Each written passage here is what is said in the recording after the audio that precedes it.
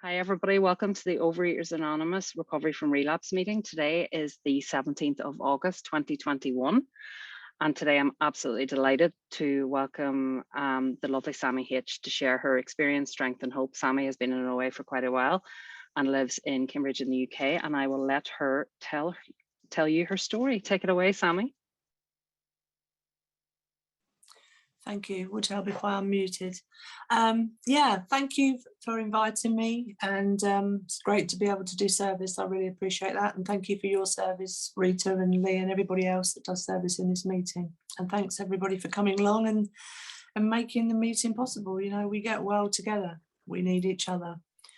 So yeah, I'm Sammy. I'm a compulsive overeater and a food addict, and I've been that way for the whole of my life, and I will be for the rest of my life. And I need to remember that on a daily basis. I remember my first binge. I was 8 years old or 9 years old, something like that. And I was in an abusive household. My father was an alcoholic, a violent alcoholic. My mother was a food addict, and I was being sexually abused by a family member. But that's not why I'm a compulsive overeater. I'm a compulsive overeater because I suffer from the disease of alcoholism. And that's why, you know, our program is based on the big book. But it was my childhood, nevertheless. And I remember using food from that very early age. And I remember the ease and comfort from the fear and the anxiety that brought me. And it was, you know, it was the only thing I had. It was the only thing I had. And, you know, I don't mean that in a kind of poor me way. It was just a fact, you know, it was a comforting thing in my life. And I remember eating huge amounts, even as a very, very young child. And that went on throughout my childhood, and it went on through my adolescence. And I remember my teenage years being really, really hard, really, really hard, being relentlessly bullied, being different, feeling different, knowing I was different, knowing I was separate from, and always wanting to be a part of, and always wanting to look like the other girls, the slim girls, you know, always wanted to be different, and always wanted what somebody else had and what somebody else looked like, and, you know, that was me. And I carried on eating, and then I kind of got to my adolescence, really, I suppose, when I was in my sort of late teens, early 20s. And I think Rita's got a picture of me when I'm 20. And yeah, that was me. I was 20 years old. I was obese in that picture, and I'm an addict, you know, so I use anything. And one of the things that I used was organized religion. You know, I thought if I could just become part of the church, if I became part of something, then I would feel better about myself, and it would change how I felt. And it did, you know. And also in this picture is a wonderful chap that was my partner at the time. And I used him too. You know, I've used relationships and I've used people, and I used him too. And he was on my amends list when I did my steps recently. Because, you know, I didn't really want to be with him, but I was with him to change how I feel, you know. And every photograph of me has either food, alcohol, or a man, you know, and they were my patterns of behaviour throughout my life. So at this time, I was actually following a food plan, and I was going to a pay and weigh club on a weekly basis. My mother had taken me there because she was very worried about me when I was about 18 or 19, and I was losing weight at that phase. And then if Rita puts up the next picture,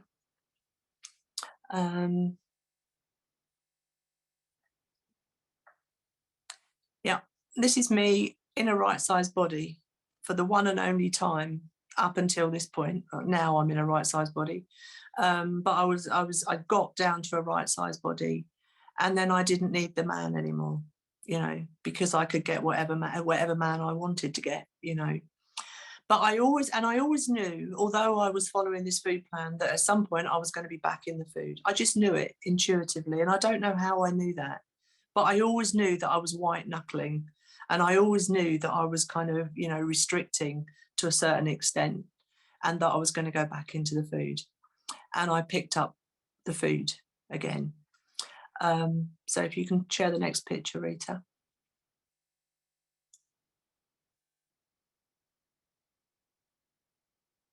Yeah, so here I am. I'm now divorced from the man in the last picture. It's about a year and a half later, and I decided to do a geographical to Australia, because if I live in another country, I'll feel different, you know? So I go to the other side of the world, but as you can see in this picture, I'm on the way up again. So I'm on my way back, probably obese again at this point, because I can't stop eating. And surprise, surprise, I went with me to Australia, my head, you know. And I'm telling you this because this is the insanity of my disease, you know, and it's not just around food. It's around the way I think. And it's around the way that I'm always looking for something outside of myself to fulfill my inward need. And my inward need was a huge emptiness that I couldn't fill. So I'm in Australia and I'm eating morning, noon and night, and my size is going up and up and up. So next one, Rita, please.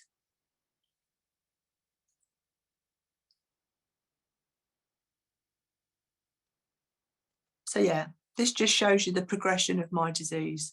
This was me 12 years ago on my wedding day.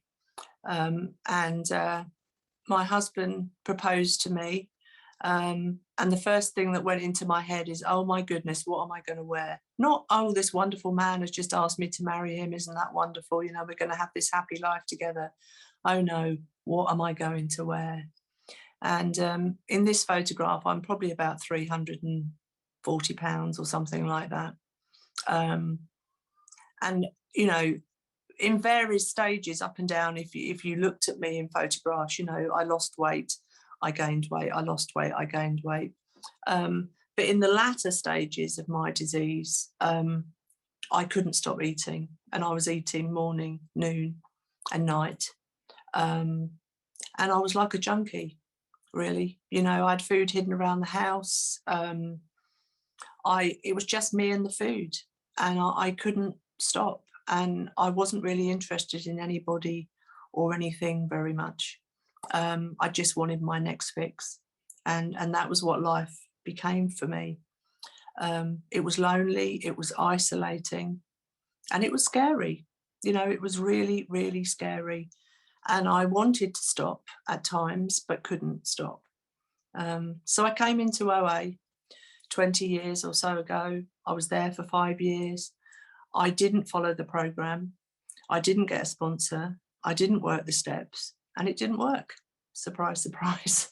But I loved OA, and you all loved me, you know, and I was hugged and told to stop eating and go to meetings. And, you know, I went to meetings. I didn't stop eating, but, you know, I was there and I was an OA superstar. You know, I was talking at conferences and different things. And I met somebody at one of those conferences, and I think she might actually be on this meeting. And we've remained friends for 25 years. I've seen her come up and go again, so I don't know if she's here, but she came up to me at the end of the meeting and we've remained friends. And she's an important part of my story. So I was at this workshop thing, this conference, and I'm talking about being in recovery, and I wasn't even in recovery. You know, I have a massive ego. I have no self-esteem, no self-worth, but I have a massive ego. And I'm talking at this conference and about recovery, and I'm not in recovery. And then they wouldn't send out my recording.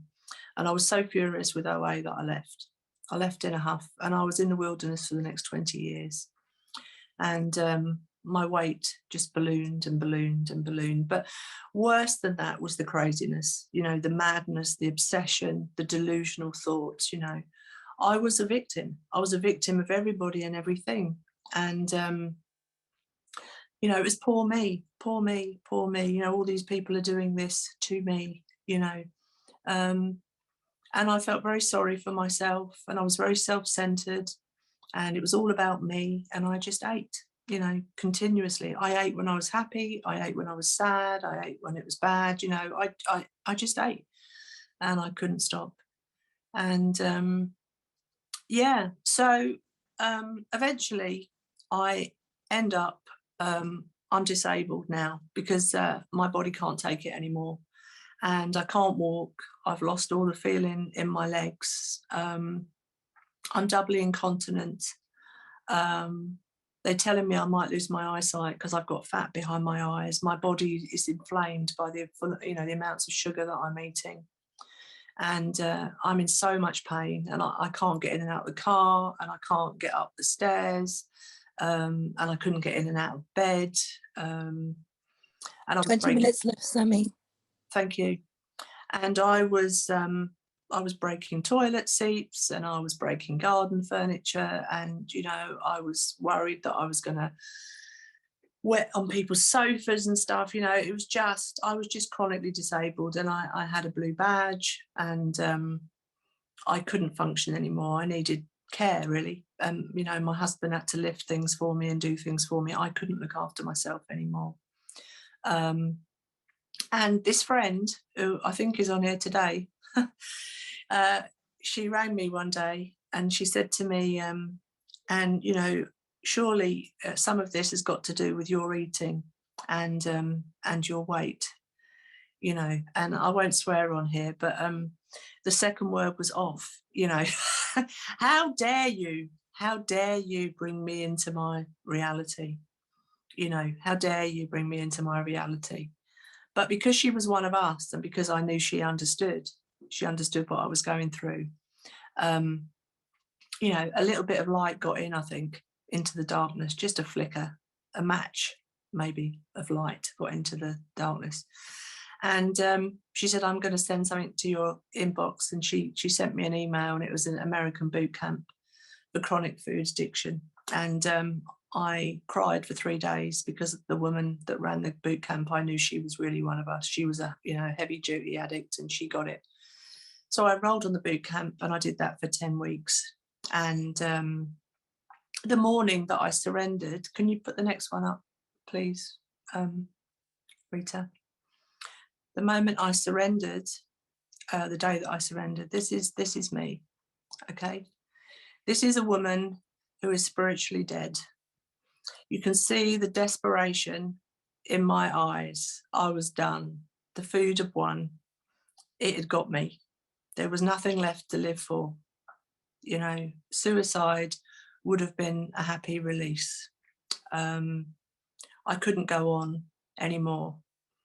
And when I look at that face, I feel for that woman.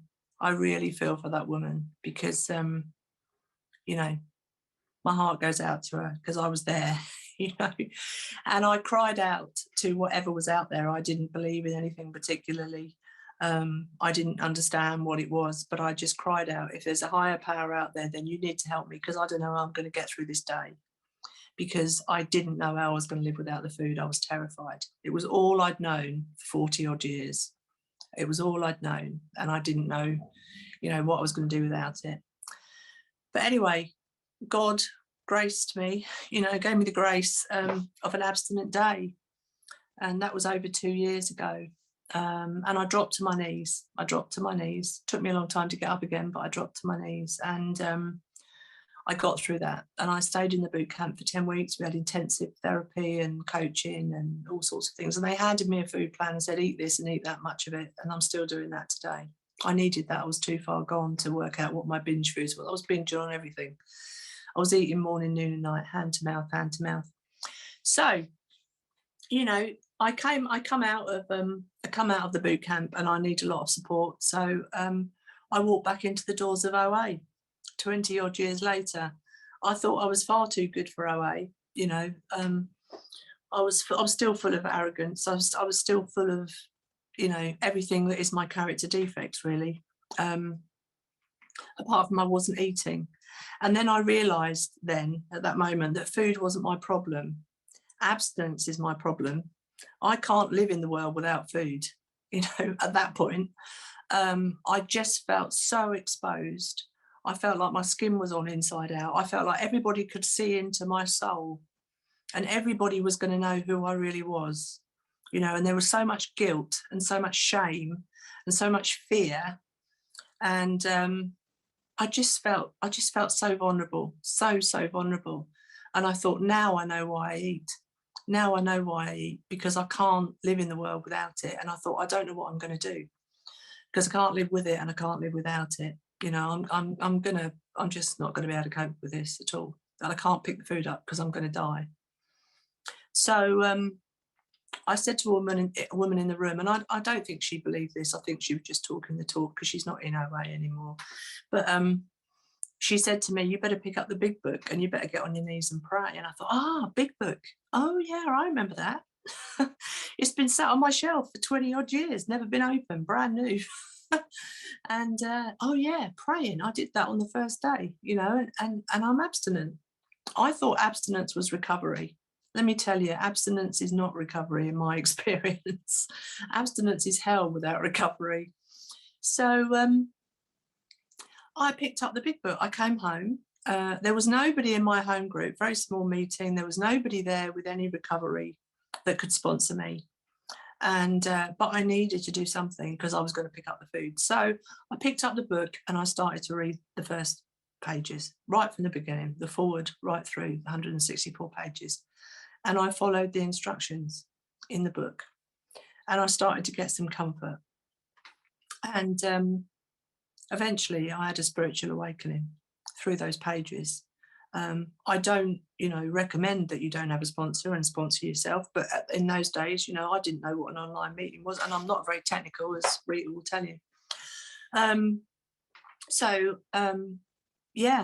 I did that, and the obsession was lifted, and I started to kind of rebuild my life with the help of a higher power. And then we came into lockdown, and we're on Zoom, and I meet this beautiful woman who came to do a share at a meeting I was in. And I thought, I think she'd be a good sponsor. I'm going to ask her to sponsor me, but I don't think she'll have any time. But she did. She had time. So I started to work the steps with her again, with a sponsor. And it was miraculous. It was so powerful and so profound. And again, I had spiritual awakenings, and it occurred to me, awakening means I'm awake. I've been asleep, pretending to be awake all these years, and I was so false. I was so fake. I didn't know who I was. And I just wanted you to see what I thought you wanted me to show you, I just had a face for everybody. And on the outside, it all looked really good. I had a home, a nice home. I had a nice relationship with my husband. Everything was wonderful. I had a good career. I had children. Everything looked fine. But my body told the story, really, and the desperation and the loneliness that I felt inside. But I started to work the steps, and I continue to live those steps on a daily basis. And I do my step one every day, and I know that I'm powerless over food, but I'm also powerless over my life, and I need higher power in every area of my life, because the madness is not just the food, as I've said. I am insane around loads of areas in my life. So yeah, step 1, 2, and 3, profoundly important for me. I am an addict, and I will be always, and I need to remember my step 1 experience on a daily basis. And step 2, I need something bigger than me to restore me to sanity, because I hurt people. I hurt people in my addiction. I really do. And I have hurt people. And I was so cut off from myself, from other people, and from my higher power. So step 2, yeah, I'm willing to do that. I'm willing to do that, because I haven't really got any choice. So step 3, you know, am I willing to turn my will and my life over? Well, you know, I've realized I don't have to give up my will. You know, God gave me my will after all. um, but what I need to do is I need to align my will with God's will on a daily basis. And, you know, I said to somebody the other day, you know, I don't have to chop my hands off. I need to put my hand in the hand of a power greater than me. That's what I need to do. I need to be guided. I need to be led. I need to be disciplined on a daily basis because I have no discipline, you know. So I was willing to give up my will and my life to the dustman, frankly, because I didn't want it anymore.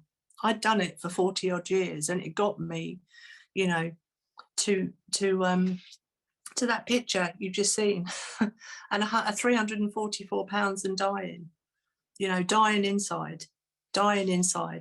And the outside death would have been a relief. So it 10 sounds very, minutes left, Sammy. thank you very much, but it's true. So then I did the house clearing, you know, I went 4 through to 9. And so much was revealed, mostly that I'm worth nothing, you know, I'm worthless, I'm hopeless, I'm useless, all of that kind of stuff, you know, that I'm sure there are people on here that can relate to. Yeah, I just have chronic low self-esteem and a massive ego, you know. I swung from superior to inferior all the time, you know, and I was a victim, as I said, and I was arrogant, and I was profoundly dishonest. That was a shock. Wow, I thought I was an honest person. I thought I was a good person. And I thought I had it all sorted. And I knew everything. Now I know very little. I know very little. And I have some humility today by the grace of God. So, yeah, I did that. And then, you know, my step 10s, I had to learn to trust you people. You know, I had to learn to reach out to you. I had to learn to get myself out of myself and to share with you and to welcome you into my life and to open up my heart and to open up my mind. And then in step 11, you know, I have to keep making a conscious contact with this power, and it needs to be growing, you know, and I need to let more and more of that into my life on a daily basis, you know, and I need to not have me in the way. And I pray every day, God, you know, forget whatever I think I'm capable of and do with me what you will anyway. You know, do with me what you will, because I know where I will take me, you know. And every experience that I've had along the way has led me to this moment, you know, this moment with you. And I've only got this moment with you. And what the steps have done for me is they've helped me to live in the now. And the now, when I'm in the now, I'm with my higher power. And I can really be here with you, and I can share in this fellowship, and I can be part of, and I feel part of, you know, I feel part of, and I feel connected to each one of you. And I love the we in this fellowship. You know, I'm on the phone every day with people. I'm reaching out to people and they're reaching out to me, and I'm in the middle of the herd. You know, I wanted to be on my own with the food and the disease wanted me on my own. And I was always looking for something on the outside. I never felt comfortable in myself. I wanted your life. I wanted your husband. I wanted your house. I wanted, you know, I was never comfortable in my own skin. I felt lonely in a room of 100 people. So, yeah, I'm connected to a power that happens to be crazy about me, loves me, you know, and I see that so many times on a daily basis, weekly basis, you know, miracles happening in my life. And the people that God brings me, step 12, to work with, you know, amazing people from all over the world I'm working with, you know, and getting so much from my sponsees. The biggest joy is working with others and being part of this fellowship. You guys know me like nobody else knows me. You know, I've got a man downstairs I've lived with for 15 years and who has no idea what it's like to be me. No idea, but you guys know me. You guys know me even if you've never met me, you know. So today, yeah, I'm living those steps on a daily basis and they've changed my life. Do you want to put the last picture up, Rita, please? God has taken from me, my higher power has taken from me over 160 pounds. And this is me today in a size 12 dress but I'm not crazy anymore. Well, I am crazy. I am crazy if I'm not connected to a higher power. But I'm peaceful and I'm happy today. My life has more joy than I could ever imagine. I never imagined that life could be any different, ever. I thought I was destined for a life of obesity, morbid obesity, and that I would probably die from that. And today my life is just, full and overflowing. I can't tell you, the happiness and joy that I feel in my life, and purpose. I have real purpose today in my life. Higher power uses me, and I turn up for work every morning. God, what have you got for me today? Use me, guide me, use me. I'm a servant today, and I love it, and I'm happy to be so. I thought I was God, but I got promoted to servant, and I'm very lucky. The luckiest woman alive, I think. So, yeah, I don't know how much time I've got left, but, I'm not searching anymore outside of myself. Everything I need is on the inside of me, and it's my power. It's the power, the power that I'm connected to. Has life changed? No, nothing's changed. Nothing's changed. I live in the same house with the same man. Nothing's changed, but everything's changed. Everything's changed. And I'm a different person on the inside. I'm a very different person. And the people that are around me can see that. They know that I'm a different person. So, yeah, I'm very, very grateful to this fellowship. And I'm grateful to each one of you, whether we've met or not met. I'm grateful for these rooms. I'm grateful for the founders, that made this program possible, that have saved so many of our lives. And, I'm a miracle. I'm a miracle. The statistics for a morbidly obese person to be living comfortably in a right-sized body is zero. It just doesn't happen. And I've got total peace around and neutrality around food today, and neutrality around life, really. So yeah, that's my story. And I prayed before I came here that maybe it would speak to one of you. And if you're new to this program, you're not alone. We understand you. There is a solution. There is a solution in this very simple program. It's simple, but it's not easy. It's not an easy program, but it is simple. And there are people here that are willing to guide you through those steps. And you're only 12 steps away from a completely different life, a life beyond anything you could ever imagine. I never believed that my life could be what it is today. So, yeah, I don't know how much time I've got left, but I'll probably wind up. I just want to share you just one quick story with you about how this power has worked in my life.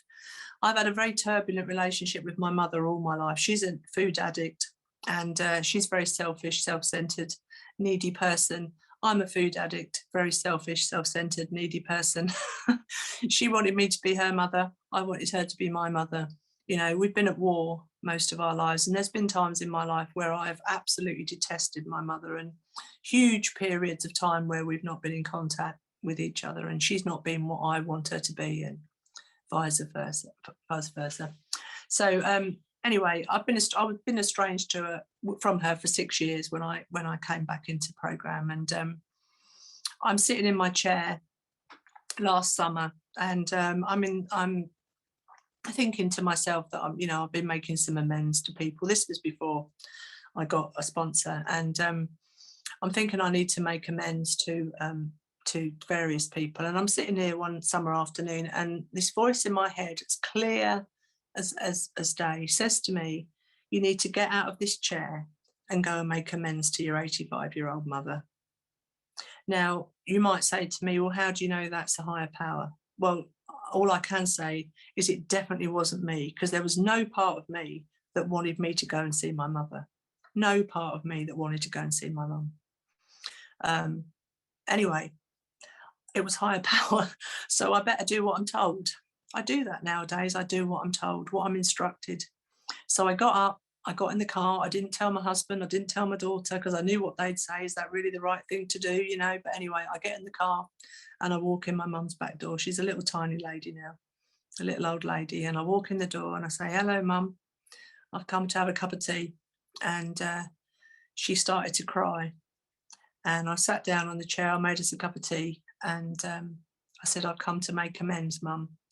And I've come to see if there's anything else I've done to harm you. And I've come to make amends, you know, for the way that I've behaved in our relationship, and I'm wrong.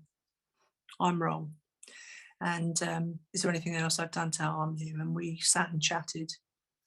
And today, a year down the line, my mum's on my gratitude list every day. I love my mum today, deeply love my mum. And she hasn't changed. She hasn't changed at all. She's still the same person. But I've changed. And because I've changed, she's very different towards me.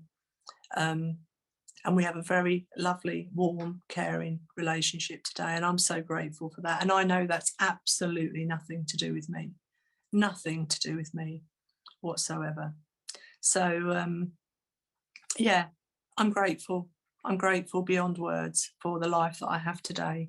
And I just hope that something I shared has given somebody here some hope. So thank you for listening to my share, and thanks again for allowing me to come along and give service. Thank you. Thank you so much, Sammy. Thanks so much for sharing your experience, strength and hope.